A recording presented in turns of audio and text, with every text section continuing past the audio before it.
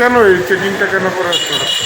কালকে ত্রিপুরায় আমাদের ভাইস প্রেসিডেন্ট এসছেন, এই জন্য সিকিউরিটি অ্যারেঞ্জমেন্ট সিকিউরিটির জন্য তো আগরতলা শহরে প্ল্যান কেটে যতগুলো বড় বড় হোটেল আছে সবগুলো হোটেল জেনারেল চেকিং চলছে। এখন অব্দি কিছু পাওয়া গেছে না, এখন পর্যন্ত কিছু পাওয়া যায় সবগুলোতেই করা হবে, যতটুকু করা যাবে। কালকে ভিআইপি মুভমেন্ট আছে, এই জন্য সব হোটেল আগরতলা শহরের কাছাকাছি সব হোটেলগুলো জেনারেল চেকিং চলছে। কোনো রকমের কিন্তু আনটুয়ার্ড ইনসিডেন্ট যাতে না হয়, এর জন্য আমাদের সিকিউরিটি চলছে। এখন মধ্যে কতটা হোটেল আপনার যাবেন?